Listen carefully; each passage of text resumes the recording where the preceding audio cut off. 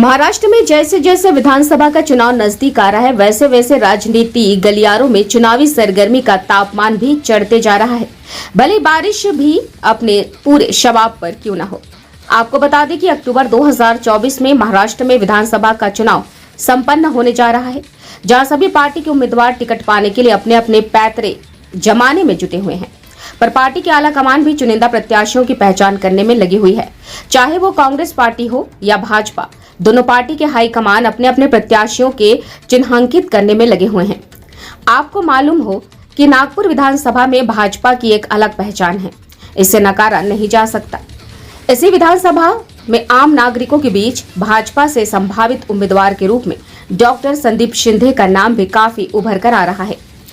यह सभी जानते हैं कि डॉक्टर संदीप शिंदे डॉक्टर बाबा साहब आम्बेडकर के विचारधारा व पंडित दीनदयाल जी के मार्गदर्शन पर चलने वाले व्यक्ति हैं। यही नहीं, डॉक्टर संदीप शिंदे प्रारंभिक दौर से ही गरीब, दलित व पिछड़े लोगों के लिए कार्य करते आ रहे हैं। यही नहीं, उत्तर नागपुर में सभी वर्गों के लोग निवासरत हैं। जरूरतमंदों के लिए बाबूजी फाउंडेशन द्वारा प्रधानमंत्री की योजनाओं का लाभ भी लोगों को निरंतर दिलाते आ रहे हैं तथा मुख्यमंत्री लाडली बहन योजनाओं का भी बाबूजी फाउंडेशन के माध्यम से निःशुल्क ऑनलाइन फॉर्म पर लोगों को मुहैया करा रहे हैं। जहां लोगों को डॉक्टर संदीप शिंदे का यह कार्य लोगों के बीच काफी प्रोत्साहित कर रहा है। इस विधानसभा में अगर भाजपा डॉक्टर संदीप शिंदे के नाम पर मुहर लगाती है तो वाकई में नागपुर विधानसभा क्षेत्र में एक नया सूर्य उदय होगा, जिसका पूरा फायदा भाजपा की झोली में ही जाएगा। यहाँ यह कहना लाजमी होगा कि डॉक्टर संदीप शिंदे का नाम उत्तर नागपुर में काफी पहचाना हुआ नाम है, जो आम नागरिकों के बीच रहकर व उनके बुरे वक्त में बिना स्वार्थ के साथ खड़े रहने वाले पहले व्यक्ति हैं। अगर पार्टी डॉक्टर संदीप शिंदे के नाम पर टिकट की मुहर लगाती है तो निश्चित ही प्रतिद्वंदी प्रत्याशी को करारी हार का सामना करना पड़ेगा, तो वही दूसरी तरफ भाजपा का कमल खिलेगा।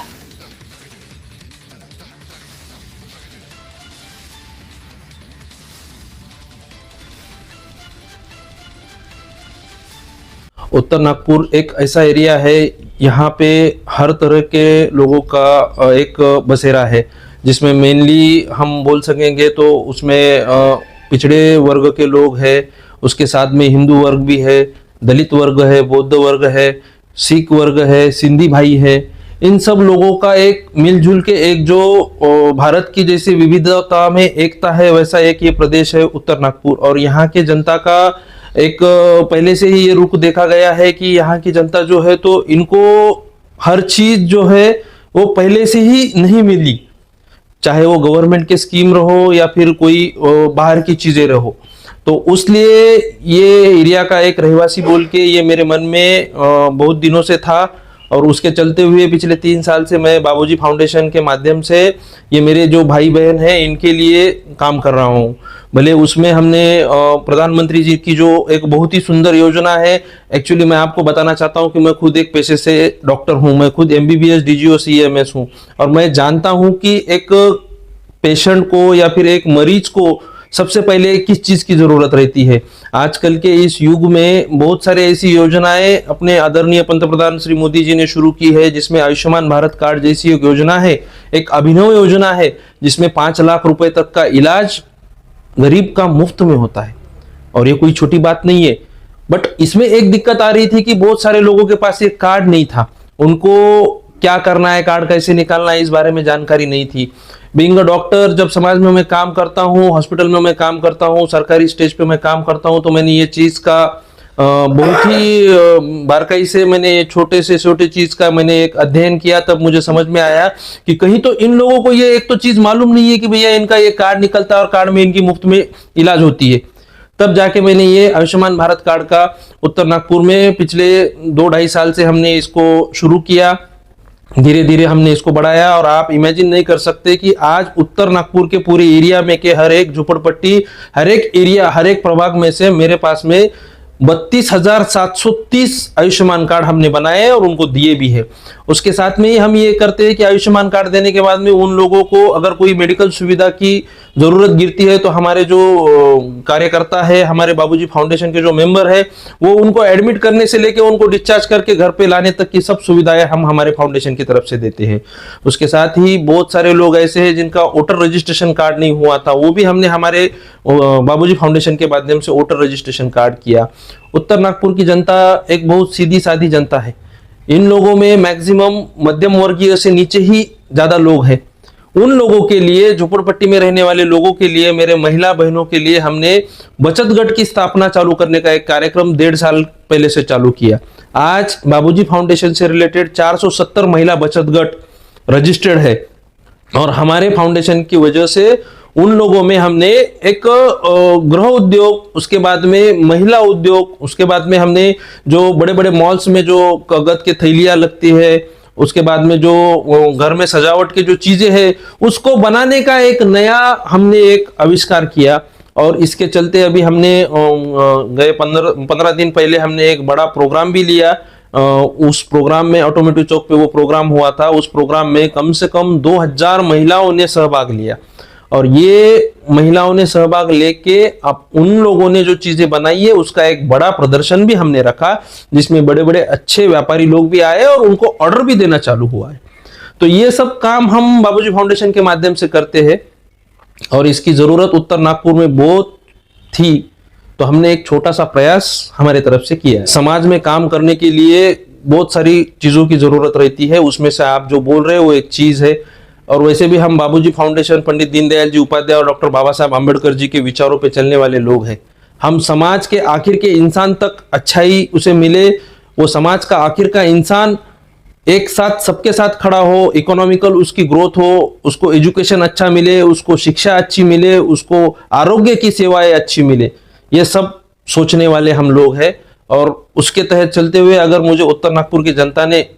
अगर उनको लगा तो मैं जरूर करूंगा। बट आज के कंडीशन में बाबूजी फाउंडेशन के माध्यम से, एक चैरिटेबल ट्रस्ट के माध्यम से हम ये समाज का कार्य कर रहे हैं, जिसकी बहुत जरूरत आज उत्तर नागपुर की जनता को है। भले ही वो आरोग्य का प्रश्न हो, उसके बाद में एजुकेशन का प्रश्न हो, उसके बाद में गोर गरीब जनता के जो भी कुछ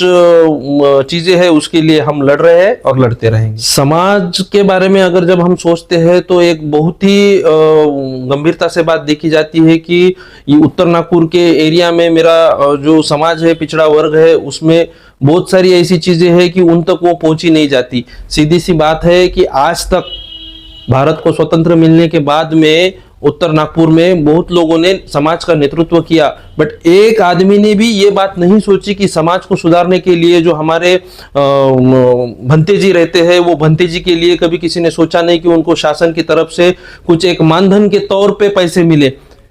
आज आप देखते हो कि बहुत सारे ऐसे अदर समाज के चीजें हैं जिसमें उनके जो चलाने वाले जो गुरु रहते हैं उनको शासन के तौर से कुछ उनको एक महीना मानधन मिलता है। बट पहली बार बाबूजी फाउंडेशन के माध्यम से हमने वो मांग रखी, शासन तक हमारी मांग हमने पहुंचाई है कि जितने भी हमारे बौद्ध विहार है, वो बौद्ध विहार के जितने भी भंते जी है, वो भंते जी को 5 लाख रुपए तक का उनको हेल्थ इंश्योरेंस दिया जाए और उसके बाद में उनको एक 4,500 से 6,500 हजार के बीच में सानुग्रह अनुदान दिया जाए शासन के तौर पे, जिससे वो अपने सामाजिक ऋण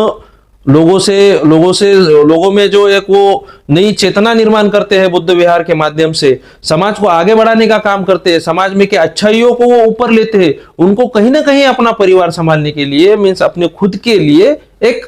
ठराविक राशि मिले, इसलिए हमने प्रयत्न किए हैं। उसके साथ ही हमने बहुत सारे यहाँ पे जो गार्डन है, वो गार्डन में भी मॉर्निंग वॉक के टाइम में, इवनिंग वॉक के टाइम में जन जागृति करने का हम काम करते हैं। अच्छा पानी, अच्छी रहनीमान, अच्छी लाइफस्टाइल ये क्या रहती है, इसको बढ़ाने के लिए हम हमारे क्षेत्र के जो हमारे पिछड़े भाई है उनके लिए हम प्रयत्न करते हैं। देखिए, सबसे पहले मैं एक बात बताना चाहता हूं कि मैं बेसिकली मेरा जो आज ओहदा है, मैं जो भी आज कुछ हूं, तो वो सबसे पहले मैं आप लोगों को बताना चाहता हूं कि बस और बस डॉक्टर बाबा साहब आंबेडकर जी के विचारों से प्रेरित होकर और पंडित दीनदयाल जी उपाध्याय इनके मार्गदर्शन पे मैं आज ये बना हूं। और ये दोनों भी एक ऐसे नेता है कि इन्होंने भी अपने अपने तरीके से समाज को ये बताने की हमेशा कोशिश की है कि सबसे पहले मैं एक इंसान हूं, उसके बाद में जाति, धर्म, पंथ, उसके बाद में सब चीजें आती है। उसी तरह मैं भी एक सबसे पहले इंसान हूं और सर्वधर्म समभाव, ये शाहू फुले अंबेडकर जी का वो विचार है, वो आगे लेके जाने का मेरा काम है और वो मैं करूंगा। इसलिए मैं हर धर्म के, हर समाज के, हर व्यक्ति के उस कार्यक्रम में, अच्छे कार्यक्रम में या उसके दुख में जाने का मैं प्रयास करता हूं और वो कार्यक्रम को मैं अच्छे से समाज में बढ़ावा देने के लिए काम करता हूं। यही मेरे बाबूजी फाउंडेशन का ब्रीद है, इंटीग्रल ह्यूमनिज्म, यही हमारा वाक्य है और हम उसी पे चलते हैं।